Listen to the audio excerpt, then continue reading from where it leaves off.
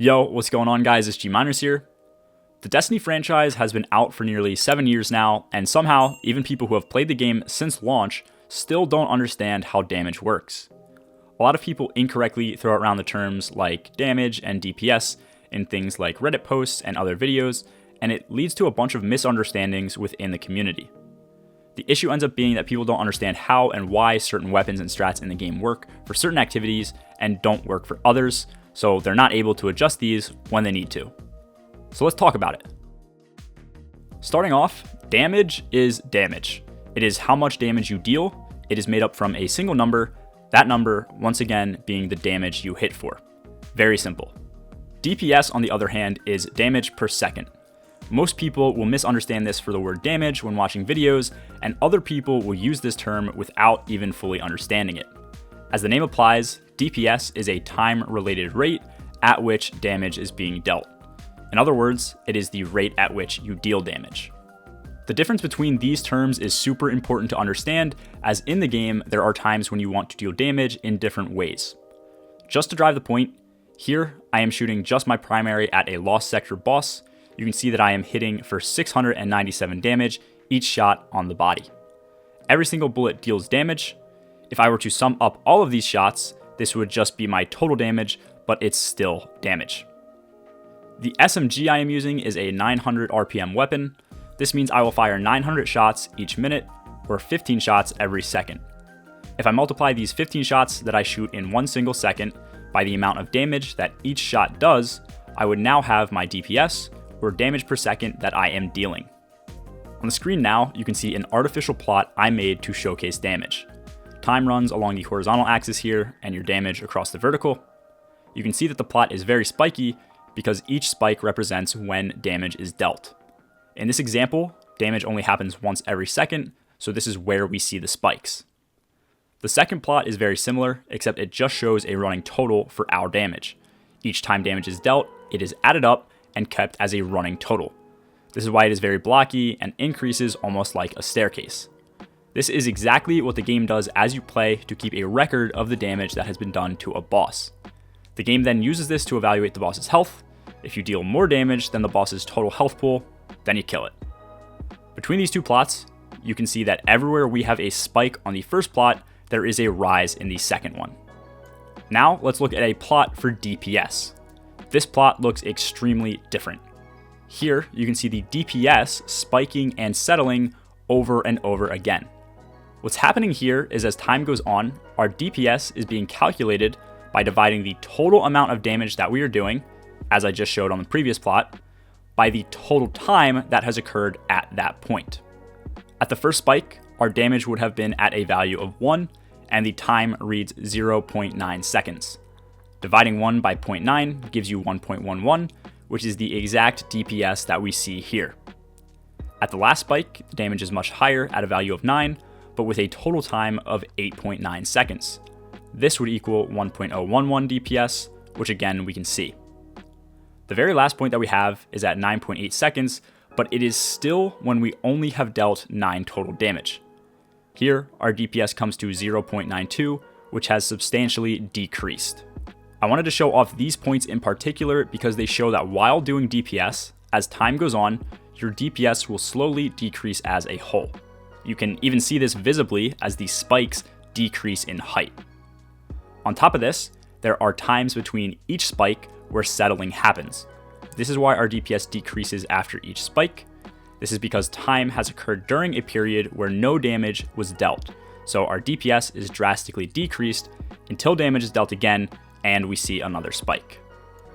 The reason I wanted to show these plots is so that you can understand that the best option for DPS will often come down to the amount of time that you have to damage. Imagine in this example that we had exactly 4 seconds to damage. Here, our DPS would be at 1. 1 damage per second multiplied by 4 seconds is 4 total damage.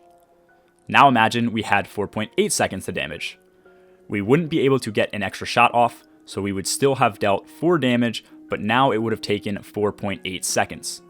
This would mean our DPS is at 0.833 damage per second, and even though this would still be a total of 4 damage, we wasted 0.8 seconds, essentially doing nothing. Now, depending on the weapon you are using, the locations of the peaks and valleys and the frequency of them are going to be different. Oftentimes, 0.8 seconds might not make a difference, but something like 2 or 3 seconds definitely will. Because each weapon has a different DPS plot, this is what makes certain weapons great for burst damage and others better for sustained damage. Burst damage weapons will have massive DPS spikes that fall off very quickly. Sustained options will have much less noticeable spikes, but will not lose much of their DPS as time goes on. Whether a weapon is a good, burst, or sustained option comes down to 3 factors. First is how hard a weapon hits, second is how fast it fires, and third is how fast it reloads. Also with this, the total ammo reserves should be taken into account. The last plot I have incorporates a 10-second reload into the DPS. I know this is very large for a reload time, but I did this to emphasize a point. During this middle section, you can see a huge decrease in your DPS because once again, time is occurring while you are not dealing damage. This section, after reloading, is pretty much an uphill battle trying to raise your DPS to what it once was. Depending on the reload speed of a weapon and how often you need to reload it, this will drastically affect your DPS. This is why Field Prep and Clown Cartridge are the best options on rockets right now. Rockets suffer from a huge DPS falloff while reloading. Field Prep increases reload speed, and Clown Cartridge reduces how often you need to reload. Even though other rockets have things like Explosive Light and Lasting Impression, which makes them hit much harder, having a better reload situation trumps these perks in terms of the weapon's DPS. So with all this said, going into the next raid and in general, here is how you should look at damage and DPS. Your main goal, first and foremost, is to do enough damage to kill a boss. So always focus on using options that are going to supply you with enough damage output first. The main thing you don't want to run into is using a weapon that is going to run out of ammo mid-damage phase. With that, you also don't want to use something that is going to burn all of your ammo in one phase, because after that, if you don't get ammo drops, you are going to do no damage on subsequent damage phases. Now, assuming that you have multiple options, all of which provide you with enough or close to enough total damage output, choose the method with the highest DPS. As I explained earlier, however, this doesn't always mean the weapon with the highest potential DPS, the highest burst DPS, or the highest long-term DPS. This means the weapon or weapons with the highest DPS for the time interval you are damaging. This goes back to the example I gave about damaging with 4 seconds versus 4.8 seconds, and how that can make a huge difference on a larger scale. Now, realistically, in-game, you are not going to have these DPS charts to reference for each weapon.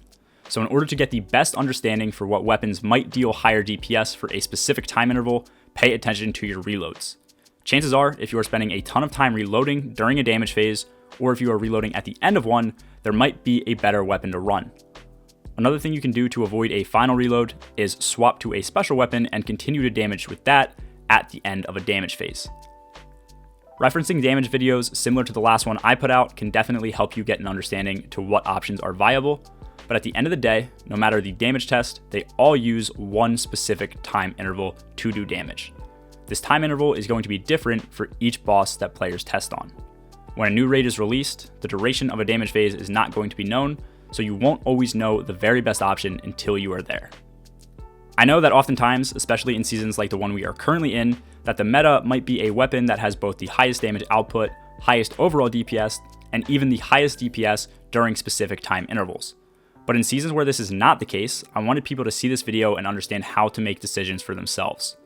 Oftentimes, people will see a video that showcases a weapon like a rocket with overflow as the highest DPS. Other weapons won't even come close to the rate of damage that these can deal, but the videos are entirely misleading as the weapon's DPS will fall off extremely quickly. It's always better in general to take things with a grain of salt and think about whether or not options will be useful in certain circumstances. If you guys have any questions, let me know in the comments below and I'd be happy to answer them. I hope this video helps and gives you a better understanding of how to approach bosses in Destiny. Have a good one, guys. Peace.